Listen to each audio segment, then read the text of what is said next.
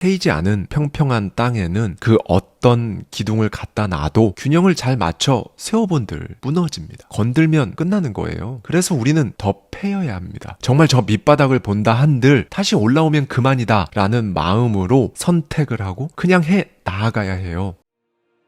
안녕하세요. 하와이 대저택입니다. 여러분은 성공합니다. 여러분이 그걸 원했기 때문이죠. 오늘은 금요일이지만 대저택 라디오가 아닌 대저택 서재로 이번 한 주 그리고 이번 달을 마무리해볼까 하는데요. 많은 구독자님들이 도움을 받으셨던 서울대 최인철 교수의 저서죠. 프레임에 담겨있는 인사이트를 가져와서 저의 생각까지 더해서 한 번 더 이야기를 나눠보겠습니다. 네, 여러분. 만약 불의의 사고로 손발을 잃거나 하반신이 마비된다면 어떨지 물었을 때 어떻게 대답하실 것 같으신가요? 이 질문에 의연할 사람은 없을 겁니다. 대부분 대답하는 것 자체를 어려워할 거예요. 그런데 여기 정말로 생각지도 못한 연구 결과가 하나 있습니다. 방금 말씀드린 질문과 비슷한 경험을 실제로 마주한 사람들을 대상으로 수행한 연구에 따르면요. 우리가 생각하는 것만큼 그들이 그렇게 불행해하지 않는다는 거예요. 심지어 보통의 사람들보다 더 행복하게 사는 사람들도 있다고 합니다. 정확히 반대의 경우도 있는데요. 그토록 바라던 복권, 하루아침에 벼락부자가 된 사람은요. 우리가 예상한 만큼 행복한 것만은 아니라는 결과도 있고요.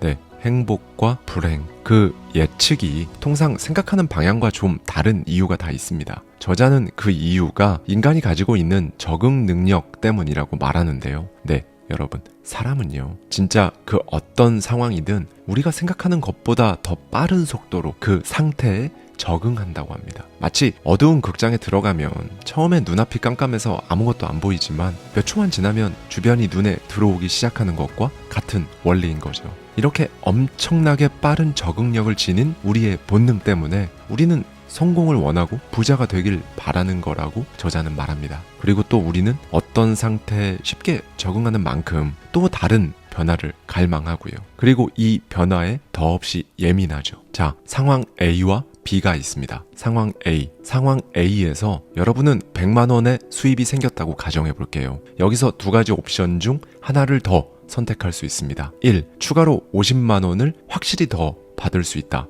2. 동전을 던져서 앞면이 나오면 100만 원을 더 받고 뒷면이 나오면 한 푼도 못 받는다. 네, 금액은 작지만 확실하게 50만 원을 받는 1번을 선택하시겠어요? 혹은 확률은 반반이지만 한 푼도 받지 못할 가능성과 100만 원을 받을 가능성이 혼재된 2번을 선택하시겠어요? 일단 마음속으로 여러분만의 답을 내리시고요.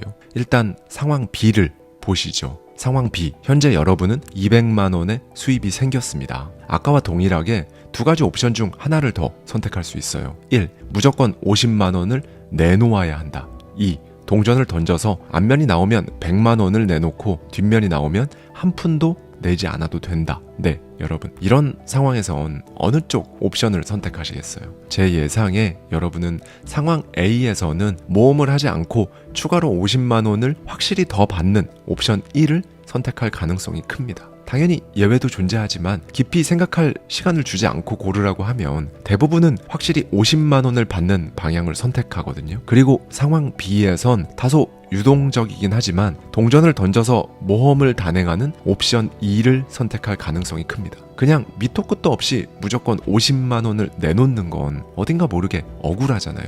네, 사실 이 상황 A, B는 우리 안에 변화 프레임을 설명하기 위한 도구였어요. 변화 프레임으로 상황을 본다면 상황 A는 돈이 늘어나는 변화, 그러니까 이득을 보는 관점에서 문제가 기술되어 있고 상황 B는 현재의 상태에서 돈이 줄어드는 손실의 관점에서 기술되어 있죠. 경제학자 데니얼 카너먼 교수와 트버스키 교수의 연구에 따르면요. 사람들은 이득을 보는 상황으로 문제가 프레임되면 모험을 감행하기보다는 안전하고 보수적인 대안을 선택한다고 합니다. 그런데 동일한 문제가 손실 상황으로 프레임되면요. 안전한 선택보다는 모험을 감행하는 경향을 보이죠. 이런 효과가 바로 프레이밍 효과라고 두 학자는 명명합니다. 오늘 제가 진짜 하고 싶은 이야기는 여기부터입니다. 프레이밍 효과를 우리 인생으로 가져오는 거죠. 여러분은 C형 목표를 갖고 계실 겁니다. 우리 채널 구독자님들은 C형 목표가 뭔지 다 아실 거예요. 제가 말씀드린 대로 그 C형 목표라는 이미지가 정말 너무 당연하다고, 나는 정말 그렇게 되고 그것은 나에게 오고 있다는 강한 신뢰가 있으실 겁니다. 나에 대한 그 단단한 신뢰로 가는 거죠. 그 그림이 다가오는 그날까지 수많은 선택들을 하며 나아갈 겁니다. 크게 변화하는 거고요. 변화 프레임으로 모든 상황을 바라보게 될 겁니다. 여기서 이제 여러분은 잃더라도 나는 한다는 마음으로 하셔야 해요. 왜요? 프레이밍 효과 때문에 이렇게 해야 한다는 건데요. 여러분의 C형 목표로 가는 그 과정, 그 모든 선택에서 잃지 않고 얻으려고만 하면 프레이밍 효과에 따라서 모험적인 선택을 감행하기보다는 안전하고 보수적인 선택을 할 겁니다. 안전하고 보수적으로 간다는 건 뭔가요? 안전지대에 머무르는 건 뭔가요? 스스로 한계를 딱 만드는 거잖아요. 더 할 수 있는데, 더 해볼 수 있는데 그걸 하지 않고 조금 더 보수적인 방향으로 여러분의 행동은 자연스럽게 축소될 겁니다. 뭔가를 얻으려고만 하면 말이죠. 저는 사실 이 단어를 쓰지 않지만 소위 우리가 말하는 실패를 두려워하게 되는 거죠. 그런데 여러분의 그 평평한 땅을 삽질을 해서 더 움푹 파이게 만들어야 합니다. 평평하게 그냥 있는 땅은 밟기에도 편하고 보기도 좋죠. 그런데 그저 그렇게 그 누구의 눈에도 띄지 않고 그저 누가 밟고 지나다니는 땅으로 남을 뿐이잖아요. 이 땅에 무언가를 올리려면 결국 삽으로 파내야 합니다. 움푹 패이겠죠. 그래야 비로소 기둥을 꽂아 넣을 수 있는 거죠. 그래야 그 무엇이 됐든 어떤 가능성이라는 걸 만들어낼 수 있는 거고요. 패이지 않은 평평한 땅에는 그 어떤 기둥을 갖다 놔도 균형을 잘 맞춰 세워본들 무너집니다. 건들면 끝나는 거예요. 그래서 우리는 더 패여야 합니다. 정말 저 밑바닥을 본다 한들 다시 올라오면 그만이다 라는 마음으로 선택을 하고 그냥 해 나아가야 해요. 저의 직원이 한 번은 이야기했습니다. 저는 실패한 경험이 많지 않아서 성공이 늦어질 것 같아요. 진짜 하루라도 더 빨리 실패하고 싶어요. 네, 그러니 여러분, 잃는다는 마음으로 단행하세요. 어차피 우리 본능 안에 프레이밍 효과 때문에 얻으려고 하면 인간은 자연스럽게 보수적으로 행동하게 되니까요. 다만 내면이 공허한 치기 어린 패기로는 절대 안 됩니다. 여러분 머리와 마음을 단단하게 채우고 또 채워서 어떤 근거를 가지고 행동하셔야 해요. 그렇게 해도 잃습니다. 일단은 그렇게 돼요. 그렇게 되면 비로소 이제 내 레벨이 어느 정도인지 정확히 알게 되죠. 뭘 더 채워야 하는지 가늠이 되는 겁니다. 그리고 이 모든 건 잃어도 해본다는 생각으로 했을 때만 얻을 수 있는 진정한 자기평가라고 할 수 있는 거고요. 진짜 자기평가가 되는 이 경험은요, 사실 그 어떤 것과도 바꿀 수 없는 진귀한 순간인 거예요. 이토록 처절하면서도 진짜 보석 같은 자기평가를 보완해가면서 반복을 계속 해 나아갔을 때 비로소 C형 목표를 눈앞에서 보게 되는 거죠. 이 부분에서 저자는 말합니다. 위대한 반복 프레임을 연마하라. 티핑포인트와 블링크라는 책으로 국내에도 많이 알려진 말콤 글래드웰이 뉴욕에서 연설을 했습니다. 그는 자신이 10대 시절 캐나다 마라톤 챔피언이었다는 흥미로운 사실을 밝혔는데요. 박식하고 재치 넘치는 세계적인 저자가 어린 시절 마라톤 챔피언이었다니 많은 사람들이 그의 말에 귀를 기울였습니다. 올림픽 금메달을 꿈꾸며 연습하던 글래드웰은 15살 때 챔피언 자리에서 밀려나게 돼요. 이후 곧바로 마라톤에 흥미를 잃어버리고는 대학에 들어갔죠. 얼마 지나지 않아 다시금 시도해 보았지만 흥미면으로나 모든 면에서 이 길은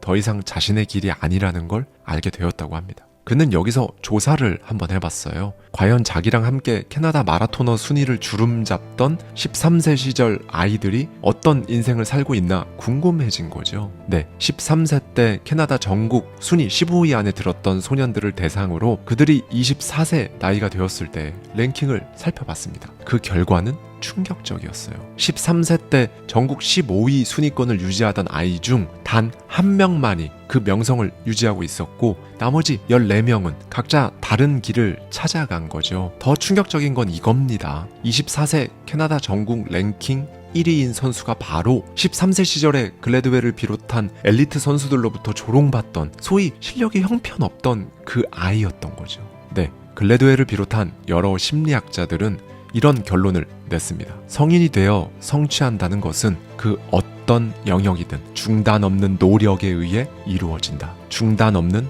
노력, 중단하지 않겠다는 마음가짐. 그러므로 내가 패이고 패이더라도 반복하는 습관. 도스토옙스키는 말하죠. 습관은 그 어떤 일도 할 수 있게 만들어준다. 네, 반복의 위력은 그 크기가 너무나 커서 정말 언제나 과소평가될 수밖에 없는 겁니다. 그래서 제가 여러분께 항상 이렇게 말씀드린 거였어요. 그냥 오늘 하루도 했으면 성공이다. 그게 10분이라도 단 1분이라도 노력은 배신하지 않는다. 진부한 말 중에서도 진짜 진부한 이 말 위에는요, 사실 더 중요한 말이 있습니다. 반복은 배신하지 않습니다. 저자는 대학에 나오는 말을 차용합니다. 심성구지, 수부중불원의.